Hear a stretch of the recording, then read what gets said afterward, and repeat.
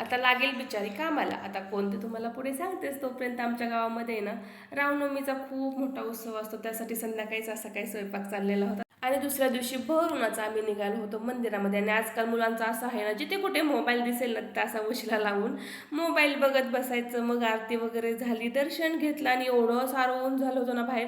त्यामध्ये हा मठ्ठा भेटला, मग काय तेवढंच पाहिजे होतं. मग छान असं जेवण केलं, थंडगार गोळा खाल्ला आणि घरी आल्यावरती पाहुणे पण आले होते खूप सारे. मग त्यांचा पाहुणचार वगैरे केला आणि आले माझ्या अवतारामध्ये. आता काही बिचारी ही आमच्या आता काम करायला पण चालू होणार होते, कारण संध्याकाळी इन्स्टॉलेशनसाठी आले होते आणि चालू झाली आमची डिशवॉश. आता म्हटलं एवढी मोठी वस्तू घरात घेतलीच आहे तर त्याची पूजा पण करून घेऊयात. मग त्यासाठी 4-5 बायकांना बोलवून घेतलं, पूजा वगैरे केली आणि त्या आई आणि मामी निघाल्या होत्या घरी आणि त्यांच्या मागे लागला होता शिवांग. तर संध्याकाळी सासूबाईंनी छान असं चुलीवरचं बेसन केलं होतं आणि त्यासोबतच छान अशी टम फुगलेली भाकरी पण बनवली होती. चला, एवढंच, बाय.